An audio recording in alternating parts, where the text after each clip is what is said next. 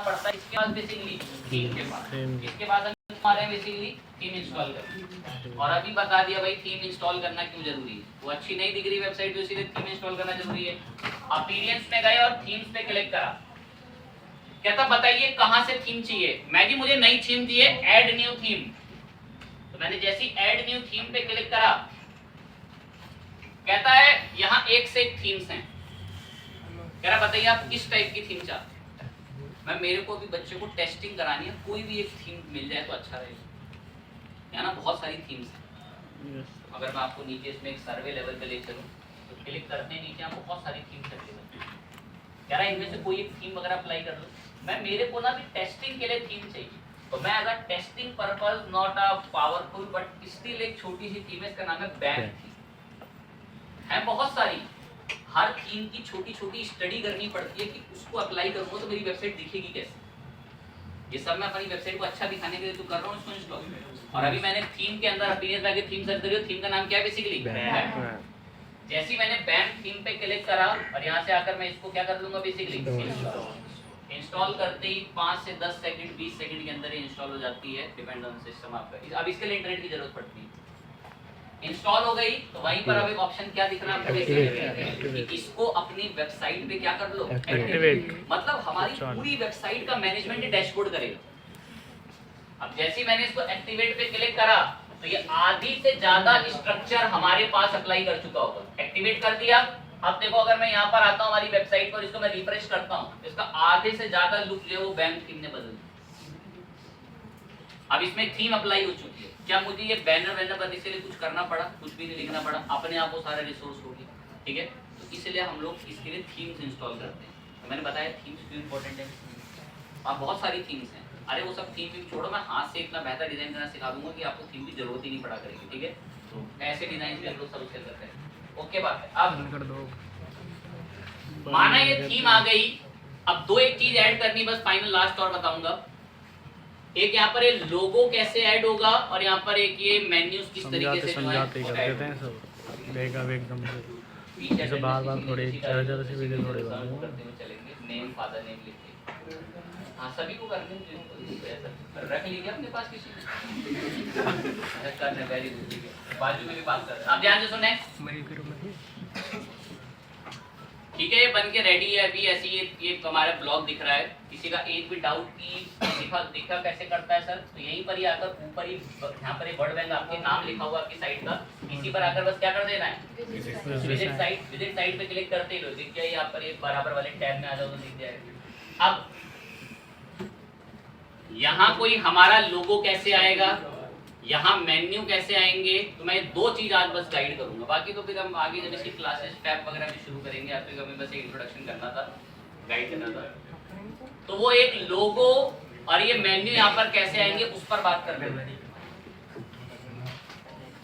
इसके लिए आपको क्या करना पड़ेगा, जब आप लॉगिन होंगे ना तो यहीं पर एक ऊपर एक ऑप्शन मिलेगा, इसका नाम क्या है बेसिकली इस कस्टमाइज पे क्लिक कर देना। क्लिक करते ही ये आपको छोटे छोटे पेंसिल्स के सिंबल्स चारों तरफ हल्की हल्की जगहों पे दिखाएगा।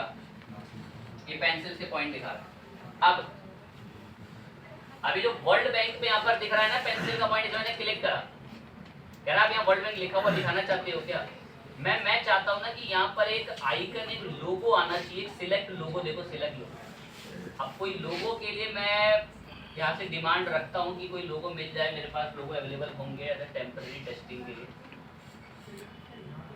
एक लोगो है मेरे पास, मैं इसको अपलोड कर दे रहा हूँ।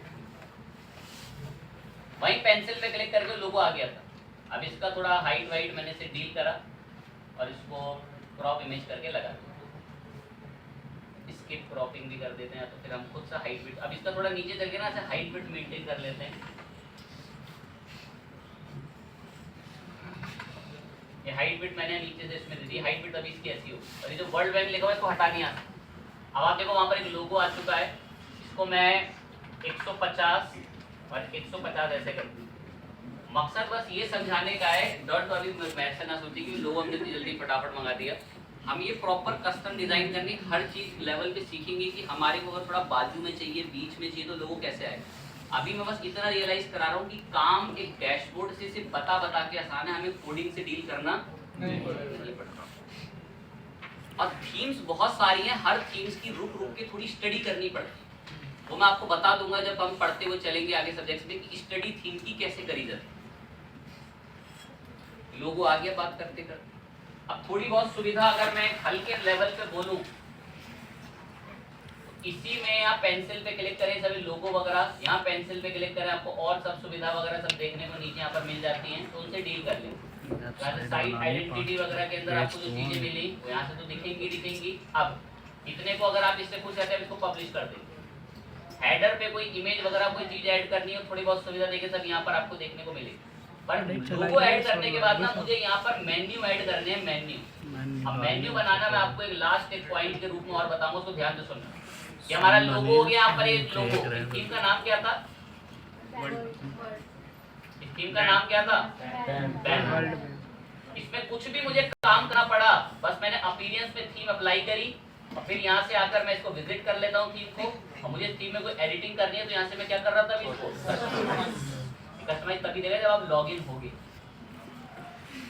अब जब आप इतना सब इसके अंदर कर लो, हेडर वगैरह के अंदर ये मेन्यू वगैरह यहाँ से आपको देखने को इसके सब कलर वगैरह मेन्यू के मिल जाएंगे, और बहुत सारे सेटिंग्स वगैरह चीजें जो है वो धीरे धीरे आपको उसी कलर वगैरह की भी पता चल जाएगी। अभी ये टॉप बार आता है, टॉप बार ना डेट वाला है, बात को यहाँ से अभी भी ध्यान से बता दूंगा।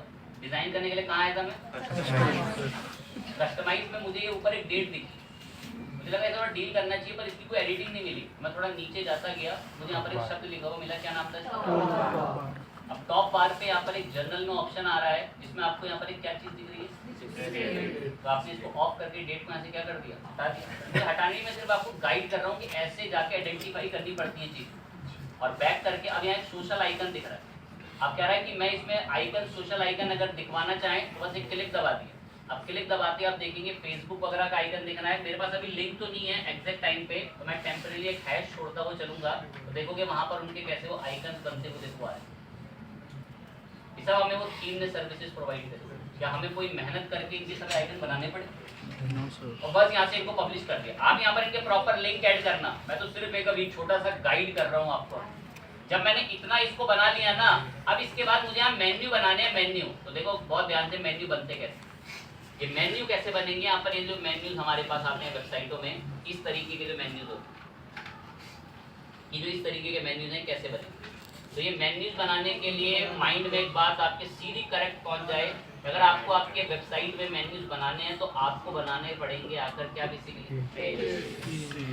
अगर आपको मेन्यू बनाना है तो क्या बनाने पड़ेंगे पेज। होम पेज में थोड़ा बहुत डिजाइन था तो मैंने बताया वो कस्टमाइज से करा जा सकता है, छोटे मोटे लेवल पे कस्टमाइज से डिजाइन आइडेंटिफाई करके होता है।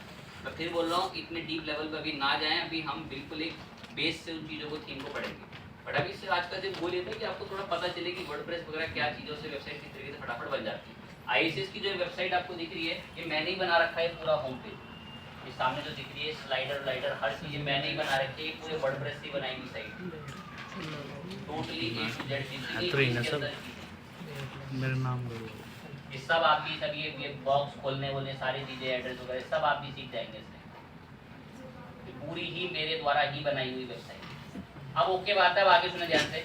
अब मैंने बोला कि आपको अगर ये मेन्यू बनाने हैं, यहाँ पर ये मेन्यू बनाने हैं, इधर के मेन्यू बनाने हैं तो उसके लिए क्या करना पड़ेगा। मैंने बताया कि मेन्यू बनाने के लिए क्या बनाने पड़ते हैं पेज।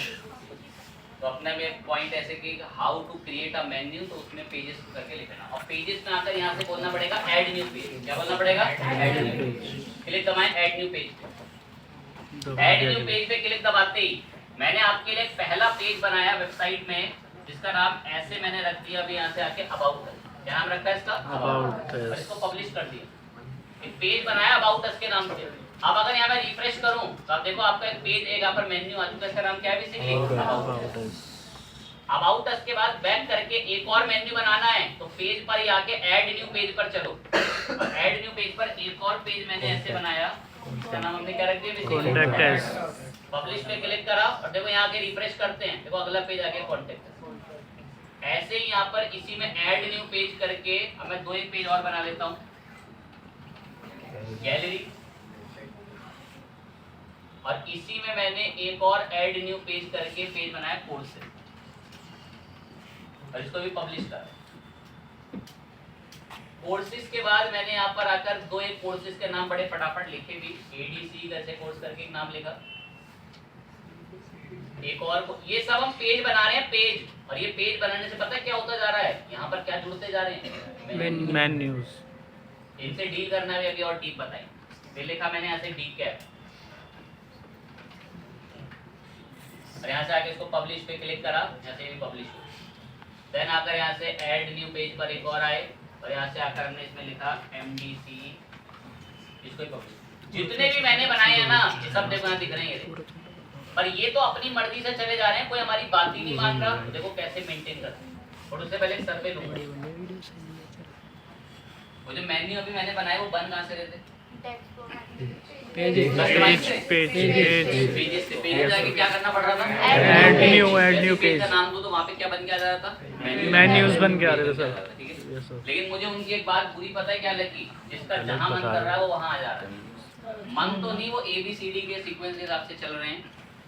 क्योंकि मेरी बात क्यों नहीं मान रहे, मैं चाहता हूँ कि पहले आना चाहिए यहाँ पे सपोज अबाउट, फिर आना चाहिए कॉन्टेक्ट, ये ADC कोड उसमें ले आ रहे हैं पीछे। तो मैं चाहता हूँ हमारे मुताबिक चले, हमारे मुताबिक कैसे आएंगे। इसके लिए अगर आपको मेन्यू को कस्टमाइज करना होता है तो ध्यान रखना, अपीयरेंस के अंदर आपको यहाँ पर किस में आना पड़ेगा, मेन्यूज। ध्यान रखना इस बात, मेन्यूज को क्या करना पड़ेगा अगर कस्टमाइज। और मेन्यू बनाने क्रिएट करने तो किस पे आना था, पेज पे। किस पे आना था, पेजेस पे। और मेन्यू कस्टमाइज करने हैं तो किस पे जाना पड़ रहा है, क्लियर है बात एकदम। यस। अब बस मेन्यू में अपीयरेंस पे गए यहाँ पे। अब ये कह रहा है कि आपकी कोई मेन्यू की ना कैटेगरी बनाओ। तो यहाँ से मैंने एक मेन्यू को नाम दिया बॉब करके, कुछ भी नाम दे सकते हो, और क्रिएट पे क्लिक करा, एक कैटेगरी बनाई मेन्यू नेम की, क्या नाम रख रखा है इसका, बॉब। अब जैसे ही आप इसे क्रिएट करोगे, अब ये कहता है कि आपको कौन कौन से मेन्यू चाहिए। तो मैं इसको देखो कैसे व्यू ऑल करूंगा, होम, अबाउट, ये सारे मैंने मेन्यूज के नाम बताए। मैं ये मेन्यूज चाहिए, ऐड टू मेन्यू। अब देखो बराबर में आ जाएंगे। ध्यान रखना पहले कैटेगरी बनानी पड़ती है तो शो होते हैं, अदरवाइज शो नहीं होते। अब जो आपको टॉप बॉटम पे चाहिए वो कैसे करो, ये कॉन्टेक्ट आपको अबाउट के बाद चाहिए तो कॉन्टेक्ट को पकड़ के ऐसे ड्रैग कर दो, ये कोर्स इसके बाद चाहिए ऐसे ड्रैग कर दे इसको, ये गैलरी आपको इनके बाद चाहिए ऐसे ड्रैग कर दे, और ये मेन्यू किस सीक्वेंस में दिखेंगे। मैंने इनको बोल दिया ये टॉप मेन्यू बने होने चाहिए और मेन मेन्यू बने होने चाहिए, और सेव कर दिया। और जब मैंने इनको अपीयरेंस के अंदर मेन्यू में चल के कस्टमाइज करना है एक नाम देके, तो ये कुछ इस तरीके से मेरे सीक्वेंस में दिखना है, ऐसे मैंने बताया। अब वेबसाइटों में आपने ऐसे भी मेन्यू देखे होंगे, इनको ड्रॉप डाउन कहते हैं। क्या कहते हैं इनको, ड्रॉप डाउन। असली में मैं अगर बात बोलूं ना तो कोर्सेज के नीचे ADC, MDC, DCAP ये तीनों आने चाहिए, पर अब ये कहाँ आ रहे हैं, ड्रॉप डाउन में डालने। HTML CSS वालों के पैरों के नीचे से जमीन खिसकने वाली है।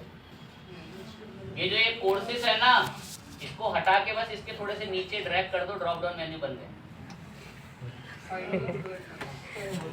हल्का सा कोर्स के नीचे बस मैंने उसको क्या कर दिया, ड्रैग।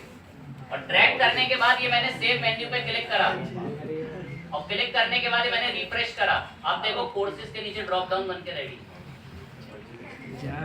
यार मैंने सिखाया था। अभी जितने HTML वाले और CSS जिन्होंने पढ़ी होगी वो जानते हैं कि इस मेन्यू को ड्रॉप डाउन बनाने के लिए कम से कम उनको 80 से 90 लाइन का कोड लिखना पड़ेगा। भाई यहाँ हमने किससे कर दिया बनेगा। और अगर एक ऐसे बोल के टेक्निक बोले ना, DCAP के अंदर MDC करना है तो बस DCAP के अंडर में किसको कर दो, और ये सेव करा, तो अंदर उसके एक और तीसरा मेन्यू बनकर रेडी हो। तो कितने इजीली हम लोग उसके अंदर मेन्यू और ये सारी चीजें डिजाइन कर सकते हैं। ठीक है, अब इधर वाली सबके हो गए, इधर भी बचा नाम और साइन।